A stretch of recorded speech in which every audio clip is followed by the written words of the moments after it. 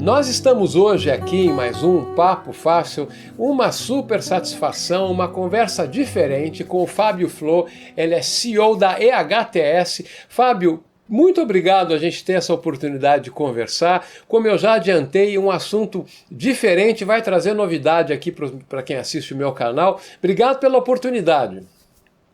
Não, Flávio, obrigado e vai ser um prazer a gente poder conversar e explicar um pouco como a gente entende que o mundo jurídico e o mundo de seguros pode ser impactado pela tecnologia. Nossa, então, com certeza, com certeza. Por conta disso, eu já vou pedir para que você comece contando para a gente no início dessa conversa. Fala um pouco do que é a empresa, um pouco da sua história, a ideia, porque vocês têm também aí um enfoque um pouco diferente em cima desse serviço na área de direito com tecnologia. Então, conta um pouco dessa história e aí a gente vai entrar em detalhes mais específicos, por favor. Tá, aqui a HTS foi criada há cerca de 7 para 8 anos. Eu com uma experiência muito mais voltada para o lado jurídico e econômico de private equity. A Camila, minha sócia, tem uma formação na área de exatas. Então, a gente complementou e conseguiu criar uma forma de comunicar duas áreas que instintivamente não são áreas complementares, trazendo um pouco de questão de análise estatística, análise preditiva, análise econômica para a gestão dos temas jurídicos, né? Inicialmente, a gente muito voltado para a parte de resolver questões como provisão, fluxo de caixa, orçamento dos departamentos jurídicos, progressivamente assumindo outras atividades, como um seguro que a gente desenvolveu especificamente para ações de consumidor, e também toda a parte de operações de um departamento jurídico. Não, então, na verdade, o que me chamou a atenção, né, me deixou com bastante vontade de conversar com você, é que vocês têm uma abordagem inovadora de fato, né? Que é as empresas, pelo que eu entendi, quando tratam com assuntos de processo de consumidor, por exemplo, ou outros custos legais, sempre trabalharam de uma forma baseada na intuição, no palpite. Vocês estão aí para tirar esse componente de cena, colocar algo um pouco mais racional. É por aí, né? É bem por aí. Na verdade, a nossa ideia é tentar ajudar as empresas e os escritórios a responder para o cliente, seja o cliente interno da empresa, seja o cliente externo do escritório, as grandes questões tradicionais de um processo. Então, todo mundo passou de alguma forma, ou grande parte das pessoas passou por processos judiciais ou participou, acompanhou o processo judicial, e sempre vem aquelas perguntas. Bom, doutor, vira para o advogado e pergunta: doutor, eu vou ganhar esse processo, eu vou perder esse processo, quanto tempo vai demorar, quais vão ser meus custos, eu devo fazer um acordo.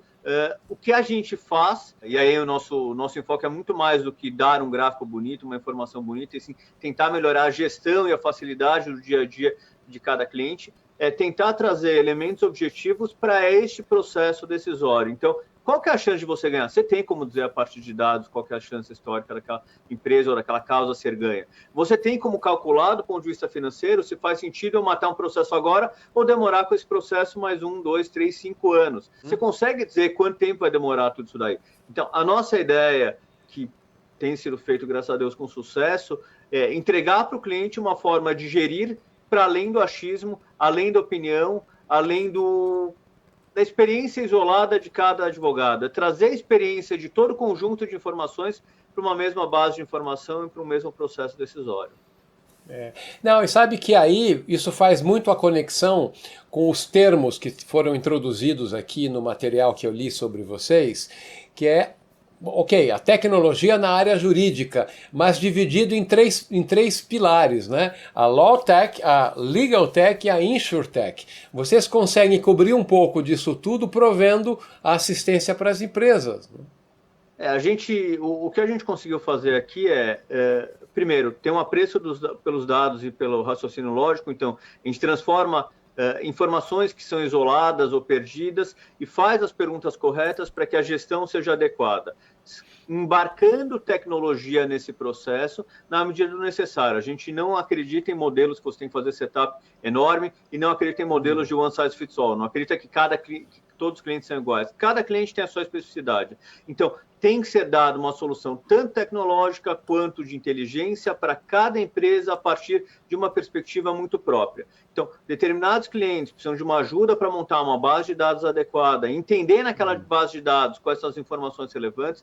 Outros clientes precisam de um viés um pouco mais estatístico, mais de análise preditiva. Outros clientes precisam de ajuda na gestão, colocando automação em determinados processos, especialmente quando a gente fala em Legal Ops, que está dentro bem das características de Legal Tech. E a gente conseguiu perceber pela dor dos nossos clientes que grande parte dos clientes queria se livrar desse problema. Então, desenvolvemos seguros com parceiros fortes, como a Tokio Marine, a MDS, que nos permitem fazer a transferência do risco da gestão daqueles processos para um terceiro. É a mesma coisa. A pessoa no escritório pode fazer a limpeza no seu escritório, você pode fazer a limpeza do seu escritório, pode fazer a limpeza da sua casa. Então, por que você contrata um terceiro? Porque aquele não é seu foco. Você tem especialidade em outro foco. A empresa tem que dar um foco, o escritório tem que dar o foco no atendimento do cliente, atendimento direto do problema. Todas as outras atividades são complementares, a gente vai lá e embarca com inteligência, com gestão, com experiência, a custo baixo para o cliente, transformando a forma de gerir esses problemas. Não, e sabe uma coisa que eu achei interessante? Vocês têm uma abordagem muito consultiva, como você falou, vocês estudam o problema, ajudam a modelar, né? Claro que os algoritmos você já tem, mas eles são customizados, adaptados aí a cada caso. Mas você me contava de algo que eu nunca tinha pensado sobre esse prisma, que, por exemplo, as empresas, ainda mais as grandes empresas, quando colocam provisões para causas judiciais nos seus balanços, isso é muito ruim, né? Me explica por que isso não é bom, né? E como vocês conseguem mitigar isso? As provisões vêm sendo um tema de trabalho nosso, talvez o primeiro produto que a gente teve, né? Provisão, tentando falar de uma forma didática, é aquele dinheiro que a empresa separa para fazer frente a algum problema. No caso, a gente trata dos problemas jurídicos. Então, ela tem que separar no balanço dela e falar o seguinte: ó, tem um monte de processo aqui, e esses montes de processos, todos esses processos que eu tenho, vão me fazer perder ou gastar 10 milhões, 15 milhões, 50 milhões, 200 milhões, 1 bilhão de reais, o valor que for, e tem que colocar no balanço. Esses dados sempre foram feitos a partir de uma perspectiva individual de cada advogado. Então, o advogado vira lá e fala: acho que esse processo é um risco provável, então provisiona esse valor. Esse processo, eu acho que não tem um risco tão provável, então vamos deixar ele sem provisão. E a gente mudou a lógica de fazer isso, a partir de responder aquelas perguntas que eu mencionei no começo da nossa conversa: quanto vai custar esse processo, eu vou ganhar, eu vou perder esse processo, quanto tempo demora. A partir disso, a gente conseguiu quantificar e criar métricas objetivas para a gente entender qual que é o impacto e como é feita a gestão disso daí. Então, a gente passou a informar para as empresas quanto e como as empresas devem fornecer essas informações e qual que é o tamanho do dinheiro que deve separar no balanço. Feito isso, feito esse diagnóstico, a gente passa por uma segunda etapa. Como é que eu vou tratar esse diagnóstico? A provisão é a pior coisa que uma empresa pode ter no balanço, porque, ao mesmo tempo, ela impacta no resultado. Por outro lado, ela não consegue tomar dedutíbilidade de imposto. Então, ela tem um prejuízo, que é um prejuízo não fiscal, então não consegue tomar dedutíbilidade de imposto, então o custo disso fica ainda maior. De um lado, a gente ataca isso atuando em modelos de dispensa de recurso, políticas de acordo, tudo a partir de dados estatísticos. E, por outro lado, a gente criou uma série de seguros, o seguro RC Consumerista é o primeiro dentro dessa perspectiva, para você tirar da sua provisão e transferir esse risco para um terceiro, no caso, uma seguradora. Então, a gente tenta, de alguma forma, diagnosticar o problema para o cliente, quantificar esse problema e, de novo, seguindo regras de compliance, que hoje em dia são tão necessárias, especialmente em empresas de capital aberto, investidas de fundo. Não tem mais aquela história de ligar para o advogado: não, esse processo não é muito provável, então tira da provisão. Não existe mais isso, você não pode fazer isso, é uma responsabilidade você fazer isso. Então, a gente traz critérios objetivos calcados em normas de compliance e transforma isso num modelo de gestão, seja interno, seja transferindo o risco para um terceiro. Puxa vida, é muito interessante. E dessa maneira, vocês, por meio de seguradoras parceiras, vocês conseguem prover o pacote completo para empresas que procuram vocês. A gente consegue, de um lado, empresas que não querem transferir o risco para terceiros e querem gerir internamente. desenhar conjuntamente com elas um caminho para que o impacto seja menor do que aquele esperado. Então, primeiro eu tenho que saber qual que é o tamanho do meu problema e qual que é o meu problema e como eu vou enfrentá-lo. Então, tem que saber fazer as perguntas certas, tem que saber para onde encaminhar as soluções. E, por outro lado, naqueles casos em que a empresa entende que faz sentido não cuidar mais da sua limpeza de casa, ou limpeza do seu escritório, transfere para a gente isso daí e a gente faz a gestão para a empresa desses riscos todos. Não, muito legal. Agora, para a gente assim, tornar um pouco mais concreto isso, eu queria que você pudesse compartilhar casos, né, de clientes que vocês vêm atendendo, inclusive no site de vocês, vou até colocar uma tela aqui, tem clientes, empresas muito fortes, muito conhecidas, mas assim, contar um pouco a natureza de um ou outro desses casos para a gente conhecer um pouco melhor, pode ser? Pode, claro. Na verdade, cada cliente tem um perfil de trabalho diferente, é muito específico. A gente tem que atender uma demanda da dor específica de cada cliente. Então, a gente tem, por exemplo, clientes que estão desde o começo, desde a nossa criação. Então, por exemplo, você pega a SBF Centauro, que hoje incorporou a Nike, virou um monstro na parte de varejo. Fizemos trabalhos desde provisão trabalhista, então dizer quanto vai custar os processos, criar política de acordo em cima disso, identificar, por exemplo, na parte de varejo, hoje a gente consegue identificar quantas vendas precisam ocorrer para se transformar em um processo e qual é o custo que eu tenho que colocar no preço daquela companhia para aquele processo. Temos como cliente construtoras, que a gente indica qual é o valor esperado de processos dentro naquele conjunto de demandas que podem surgir de cada empreendimento, dentro do VGV, falando um termo técnico das construtoras. Temos, por exemplo, a Liquigás, Copagás, que a Copagás comprou a Liquigás da Petrobras em dezembro último, e hoje a gente assume toda a área operacional com automação, com inteligência. Estamos na fase de trazer inteligência para eles hoje, de todo o jurídico deles, todo o contencioso deles, mais de 5 mil processos aí estão embarcados dentro dessa estrutura. Da mesma forma, estamos para fechar a primeira contratação, daqui a pouco a gente vai poder divulgar nas próximas semanas a primeira contratação do seguro, RC, cada cliente com a sua necessidade e com uma resposta proporcional à sua necessidade. A gente tem uma preocupação muito grande aqui de não usar um canhão para matar a mosca, usar aquela raquetinha que você comprava no farol antigamente para usar a mosca, mas quando precisar do canhão, a gente já tem o canhão pronto para atacar o grande problema. Então, dá a cada problema a dimensão, dá a cada dor a dimensão necessária e a solução e o remédio na quantidade necessária.